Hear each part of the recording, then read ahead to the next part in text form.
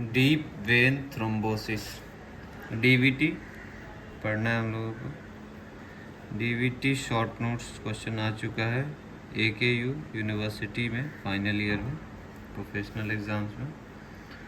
सो DVT को लिखना कौन से टॉपिक में है, तो डेफिनीशन लिखेंगे, रिस्क फैक्टर लिखेंगे, क्लिनिकल फीचर लिखेंगे, इन्वेस्टिगेशन लिखेंगे और मैनेजमेंट लिखेंगे और लास्ट में प्रोफाइलैक्सिस लिखना है। तो इसमें DVT is the most common direct cause of death in surgical patients. ये बेली का लाइन है। डीप वेन थ्रोम्बोसिस क्या होता है, तो semi solid कोएगुलम in the deep veins, और इसका सिक्वेले क्या है, तो इसके होने के बाद पल्मोनरी एम्बोलिज्म होगा, पोस्ट थ्रोम्बोटिक लिम्ब होगा। जनरली इसमें विर्चाउस ट्रायड दिया था रिस्क फैक्टर के लिए। रिस्क फैक्टर मेनली यही मोस्ट इम्पोर्टेंट रिस्क फैक्टर यही याद रखना है कि स्टैसिस होगा, लंबे समय तक ब्लड फ्लो नहीं होगा, स्टैसिस होगा, और दूसरा हाइपर कोएगुलेबल स्टेट होगा, थ्रोम्बोफिलिया। अगर हाइपर कोएगुलेबल स्टेट होगा, ब्लड जो है ज़्यादा कोएगुलेट करेगा, और दूसरा है कि एबनॉर्मल फ्लो नहीं होगा, सही से रुका हुआ रहेगा, और इंडोथेलियल इंजरी होगा। तो इन तीनों केसेस में जो है डीवीटी का रिस्क फैक्टर, तीनों जो है मोस्ट इम्पोर्टेंट रिस्क फैक्टर ये जो है। और मोस्ट एक बेली में लाइन लिखा है कि most important risk factor for DVT is admission into the hospital for medical और सर्जिकल मैनेजमेंट। तो ये मोस्ट इम्पोर्टेंट रिस्क फैक्टर है एडमिशन इनटू द हॉस्पिटल की। मोर देन 3 days अगर बेड रिडन पेशेंट रहेगा तो उसका मोबिलिटी हैम्पर करेगा। जैसे कि बोला जाता है फ्लाइट में अगर लंबे समय तक जो पेशेंट अगर जाता है तो अगर उसको हाइपर कोएगुलेबल स्टेट है और इंडोथेलियल इंजरी है और साथ में स्टैसिस भी हो रहा है, तो उसके वजह से ज़्यादा लंबे समय तक ब्लड फ्लो नहीं कर रहा है, जिसके वजह से डीवीटी होने का रिस्क है। और भी बहुत सारा रिस्क फैक्टर्स है, बाकी सब यहाँ से देख सकते हैं। और एक लाइन लिखा हुआ है बेली में कि डीवीटी ऑफ द लेग में be complicated by the immediate risk of pulmonary embolism and sudden death. Sudden अगर पल्मोनरी एम्बोलिज्म हुआ, अगर पूरा डीप पल्मोनरी एम्बोलिज्म पूरा वेंटिलेशन होते हुए भी परफ्यूजन जीरो हुआ, तो उसके वजह से सडन डेथ हो सकता है। और उसके बाद पेशेंट रिस्क फैक्टर्स में एज होगा, ओबेसिटी होगा, post bariatric surgery. Post bariatric surgery के बाद डीवीटी जो है लीडिंग कॉज ऑफ डेथ होता है within 30 days। Varicose veins, अगर डीवीटी अगर ब्लॉक्ड हो जाएगा, क्योंकि 80% ब्लड फ्लो डीप वेंस के थ्रू होता है लेग से, अगर बाकी 20% ही सुपरफिशियल वेंस के थ्रू होता है। तो जो डीप वेंस के थ्रू अगर ब्लॉकेड हो गया डीप वेंस में, तो फिर ये जो है वेरिकोज वेन पे होने का चांसेस है, क्योंकि जो है अगर वेरिकोज सुपरफिशियल वेंस पे ज़्यादा लोड पड़ेगा तो total blood flow superficial blood veins से ही होना है, इसीलिए ये डायलेट कर जाएगा और इसमें हाइपरटेंशन भी होता है। ठीक है, इमोबिलिटी रिस्क फैक्टर्स है ही, जैसे कि बेड रिडन पेशेंट है, ओसीपी इनटेक है, प्रेगनेंसी है, प्यूरपेरियम है, हाई डोज एस्ट्रोजन थेरेपी है, प्रीवियस डीवीटी का है, और पल्मोनरी एम्बोलिज्म पहले हो चुका है, और थ्रोम्बोफिलिया यानी हाइपर कोएगुलेबल स्टेट है, तो उस केसेस में डीवीटी होने का चांसेस है। अगर डिजीज और सर्जिकल प्रोसीजर है, उस पर क्या क्या रिस्क फैक्टर्स है, ये सब risk factor, trauma, surgery, injury two of specially of pelvis, hip and lower limb fracture, malignancy specially pelvic malignancy, heart failure, recent. ठीक है, इतना कर लिया रिस्क फैक्टर्स में। और भी रिस्क फैक्टर्स है, तो उतना करने का ज़रूरत नहीं है। ठीक है, बाकी पोस्ट ट्रॉम्बोटिक सर्जरी है, पोस्ट ट्रॉमा और सर्जरी इलाज में क्या होता है, कैसे पैथोफिजियोलॉजी क्या है, क्यों होता है। तो large quantities of tissue factor is release which increases the adhesiveness of platelets. Risk factors जो कि एडिसिवनेस ऑफ प्लेटलेट्स को बढ़ा देता है। टिश्यू फैक्टर रिलीज होता है ट्रॉमा के बाद या सर्जरी के बाद, और जो कि एडिसिवनेस ऑफ प्लेटलेट्स को बढ़ा देता है, जो कि रिस्क फैक्टर थ्रोम्बोसिस के लिए। और एक और कारण है कि प्रोटीन सी और एस का डेफिशिएंसी होगा तब प्रोथ्रोम्बोटिक स्टेट होता है, और एंटी थ्रोम्बिन डेफिशिएंसी, तीनों protein C and S deficiency and antithrombin deficiency prothrombotic state होता है। Predispose to venous thrombosis होता है इन यंग पेशेंट। बेली का में लिखा हुआ है सीधा सीधी। Most common congenital prothrombotic state factor 5 Leiden mutation. ठीक है, ये वन लाइनर से थोड़ा सा देख लेना। मे थर्नर सिंड्रोम, राइट इलियक आर्टरी जो है कंप्रेस कर देता है लेफ्ट इलियक वेन को, तो उसके वजह से लेफ्ट इलियक वेन को जब कंप्रेस करेगा तो बाकी थ्रोम्बोसिस होने का चांसेस है उसके नीचे, स्टेसिस हो जाएगा, ब्लड फ्लो नहीं कर पाएगा, तो फिर इसमें थ्रोम्बोसिस होने का चांसेस है। Mostly it is unilateral except in the 30% of the cases where bilateral. 30% cases में बायलैटरल होता है। मोस्ट कॉमन वेन्स, जो भी प्रॉक्सिमल वेन्स है ना, तो वो अगर इन्वॉल्व करेगा तो डीवीटी पल्मोनरी एम्बोलिज्म होने का ज़्यादा चांसेस है। जैसे कि ये सोलियल वेन्स या काफ वेन्स हो गया और इलियोफेमोरल वेन्स हो गया। तो इलियोफेमोरल वेन्स में होगा तो पल्मोनरी एम्बोलिज्म होने का ज़्यादा चांसेस है, और काफ वेन्स में होगा या सोलियल वेन्स में होगा तो कम चांसेस है। क्लिनिकल फीचर्स में क्या करना है, क्लिनिकल फीचर्स ऑफ डीवीटी, इसमें most common and earliest pain swelling होगा स्पेशली इन द काफ, और अगर पल्मोनरी एम्बोलिज्म प्रेजेंट है तो chest pain, pleuritic type of chest pain होगा, डिस्पनिया होगा, साइनोसिस होगा, raised JVP, jugular venous pressure बढ़ा हुआ रहेगा, ईसीजी चेंजेस होगा, हिमोप्टिसिस होगा, शॉर्टनेस ऑफ ब्रेथ होगा। ठीक है, मोस्ट कॉन्स्टेंट साइन है लिम्बेडिमा होगा। Majority of the calf DVT are asymptomatic, high degree of suspicion होता है।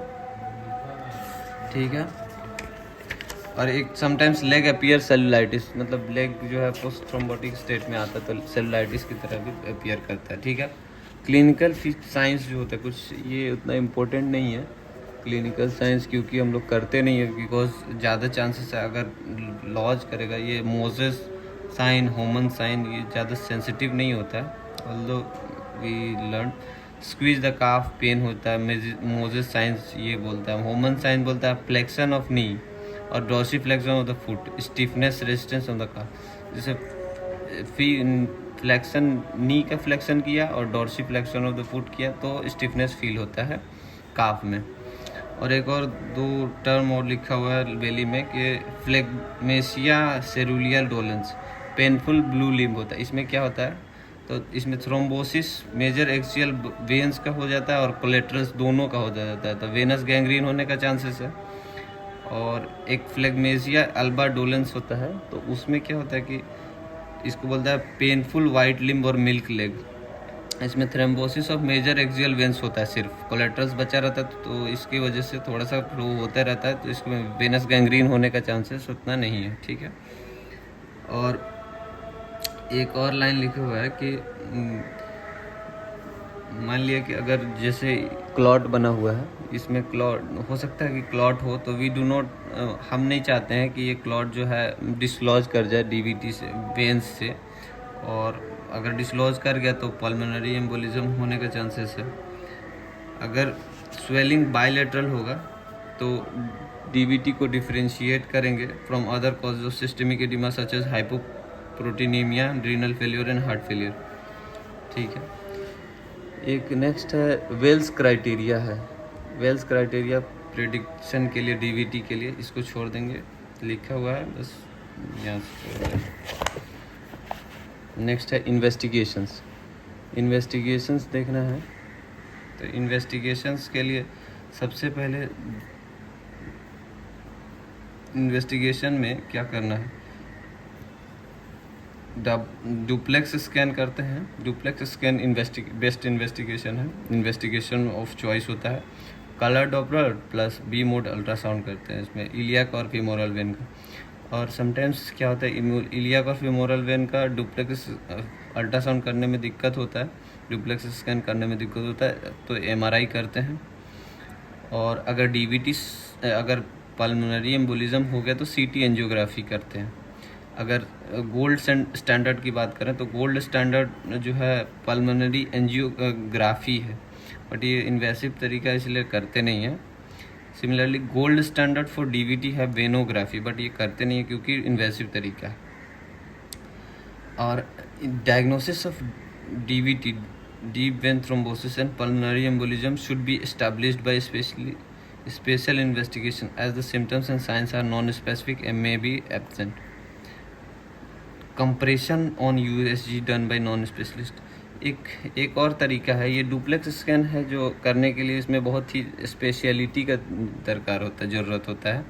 बट एक कंप्रेशन यूएसजी होता है, यूएसजी प्रोब को जो है वेंस के ऊपर दबा के चेक करते हैं, तो इसको ये नॉन स्पेशलिस्ट लोग भी कर लेते हैं, नॉर्मली कोई भी कर सकता है, ठीक है, नॉर्मल रेडियोलॉजिस्ट कर सकते हैं।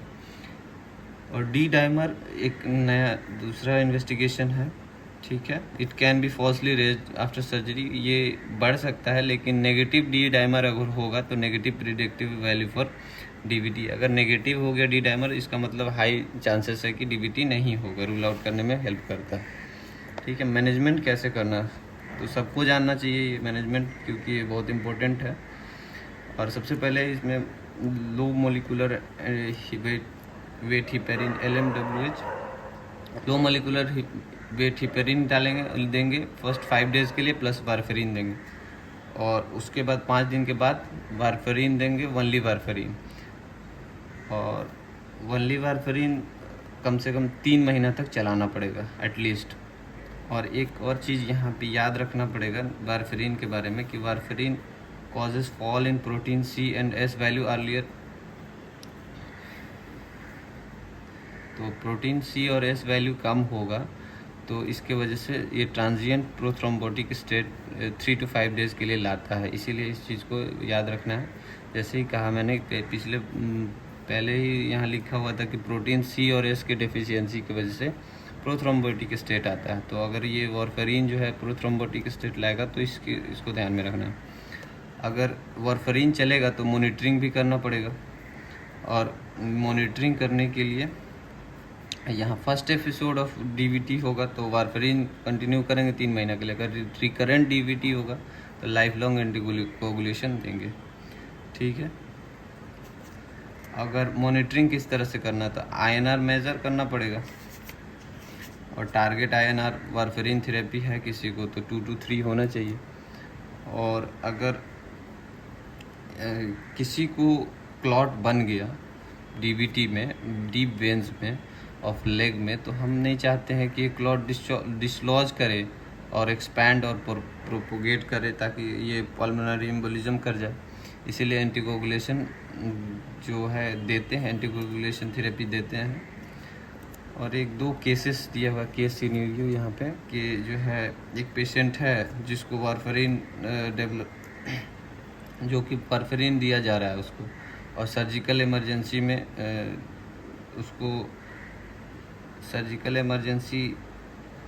उसको ज़रूरत है, तो करेंगे कि या नहीं करेंगे। तो सबसे पहले INR चेक करेंगे, अगर 1.4 है तो ठीक है, उसको सर्जरी ले जा सकते हैं इमीडिएटली। और दूसरा केस है कि वारफेरिन पे है दूसरा पेशेंट भी, लेकिन उसको जो है दूसरा पेशेंट है उसको INR चेक करा तो 2.5 है, तो इसके लिए अगर सर्जरी करना है तो प्रोथ्रोम्बिन फैक्टर्स कंसनट्रेट देंगे या FFP फ्रेश फ्रोजन प्लाज्मा देंगे, तो उसके बाद सर्जरी करेंगे, ठीक है। तो इस एक जो नॉर्मल एनेस्थीसिया का चेकअप है कि 1.4 से अगर ज़्यादा होगा INR, अपर लिमिट जब तक सर्जरी किया जा सकता है INR का वैल्यू 1.4 तक होना चाहिए। उसके ऊपर अगर रहेगा तो एनेस्थीसिया वाले कभी भी क्लियरेंस नहीं देंगे सर्जरी का, ठीक है। अगर प्रेग्नेंट पेशेंट है और डीवीटी हुआ तो क्या देंगे, तो वारफेरिन ओरल एंटीकोगुलेंट जो होता है वो टेरेट्रोजेनिक होता है, तो subcutaneous low molecular weight heparin देंगे। और हिपेरिन से सेंसिटिव होगा तो fondaparinux factor 10A inhibitor direct indirect 10A inhibitor है, और बिवैलिरुडीन देंगे, डायरेक्ट थ्रोम्बिन इनिबिटर। एक नोवेल एंटीकोगुलेंट्स है, ये फैक्टर 10A इनिबिटर है, ये बहुत ही थ्रोम्बिन डिगायबेटरिन, रिवारोक्साविन, एपिक्साबेन। इसमें मॉनिटरिंग का ज़रूरत नहीं है और एक डायरेक्ट थ्रोम्बोलिसिस करेंगे नेक्स्ट ट्रीटमेंट है, अगर पेशेंट अर्ली प्रेजेंट करेगा 2 आवर्स के, अगर डीवीटी हुआ उसके साथ साथ 2 घंटे के अंदर में आता है तो पेशेंट को डायरेक्ट थ्रोम्बोलिसिस करते हैं। तो catheter induce by using streptokinase urokinase, और इसके वजह से पोस्ट थ्रोम्बोटिक चांसेस सिंड्रोम होने का चांसेस कम है। और लास्ट में अगर जो है रिकरेंट थ्रोम्बोएम्बोलिज्म हो रहा है अगर ट्रीटमेंट के बाद भी, तो एक आईवीसी फिल्टर आता है जो कि इंफीरियर वेना कैवा को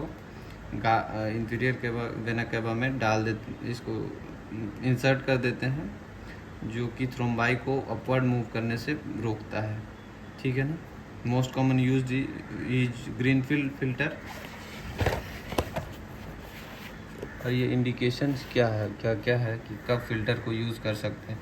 तो अगर रिकरेंट थ्रोम्बोएम्बोलिज्म होगा तो अगर एंटीकोगुलेशन दिया जा रहा है फिर भी रिकरेंट हो रहा है थ्रोम्बोएम्बोलिज्म, तो इसमें जो है आईवीसी फिल्टर यूज़ करेंगे। इंडिकेशंस है, अगर कॉन्ट्रा इंडिकेटेड टू एंटीकोगुलेशन है, अगर कॉम्प्लिकेशन जनरेट होता है, रिएक्शंस होने लगता है, ब्लीडिंग होने लगता है एंटीकोगुलेशन पे, तो उस केस में नहीं देंगे। अगर क्रोनिक एम्बोलिज्म, पल्मोनरी एम्बोलिज्म और हाइपरटेंशन, पल्मोनरी हाइपरटेंशन होने लग रहा है तो इस केस में देंगे आईवीसी फिल्टर लगाएंगे।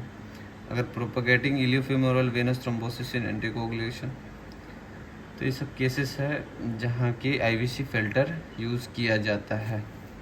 आईवीसी फिल्टर का प्लेसमेंट एक और जगह है कि अगर सीवियर ट्रॉमा हुआ ऑर्थोपेडिक स्पाइनल कॉर्ड पेशेंट में, तो उसमें जो है एक जो है इंडिकेशंस है कि जहाँ आईवीसी फिल्टर लगाते हैं। और आईवीसी फिल्टर का कॉम्प्लिकेशंस क्या क्या है, तो ये क्या करता है, माइग्रेशन ब्लीडिंग हो सकता है, माइग्रेट कर सकता है यहाँ से आईवीसी फिल्टर।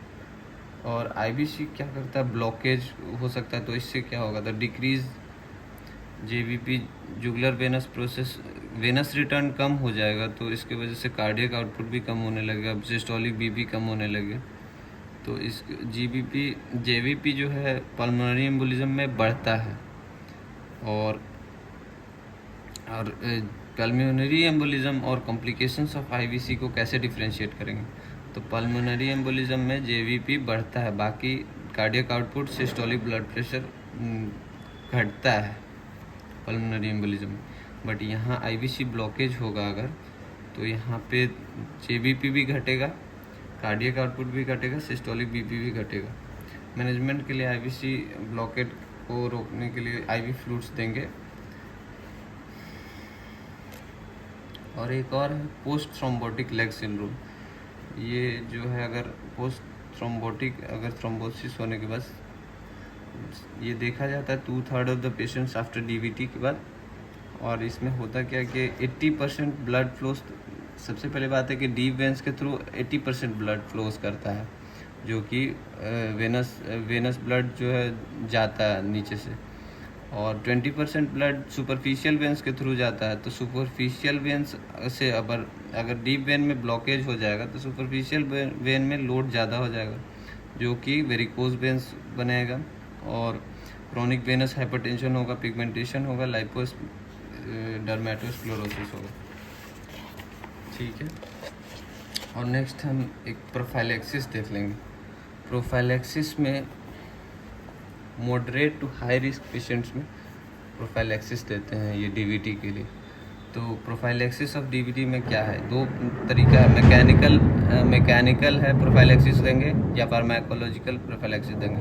तो मैकेनिकल में ग्रेजुएटेड इलास्टिक कंप्रेशन स्टॉकिंग्स देंगे, न्यूमेटिक कंप्रेशन स्टॉकिंग्स देते हैं। अर्ली एम्बुलेशन, सबसे पहले तो बोलेंगे पेशेंट को चलने के लिए जल्दी, 3 दिन से ज़्यादातर अगर बेड रिडन पेशेंट है तो उसको डीवीटी होने का चांसेस ज़्यादा है। ठीक है।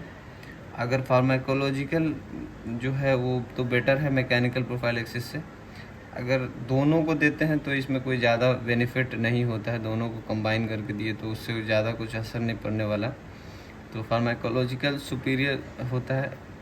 Subcutaneous low molecular weight heparin use किया जाता है, लॉन्गर हाफ लाइफ होता है, और इसमें मॉनिटरिंग का ज़रूरत नहीं होता है, और इसका lower risk of bleeding complications है। और एक चीज़ की सीट सिर्फ अगर एम्बुलेशन का बात करें तो बोलना नहीं है कि पेशेंट को जस्ट लाइंग डाउन है तो सीट कर बैठा देना है, उसको ऐसा नहीं करना है। उससे और रिस्क ऑफ पल्मोनरी एम्बोलिज्म ज़्यादा है। अगर न्यूमेटिक कंप्रेशन स्टॉकिंग्स इन्फ्लेट किया जाता है इंटरमिटेंटली ताकि ब्लड प्रिवेंट करे ब्लड स्टेसिस को। Thank you.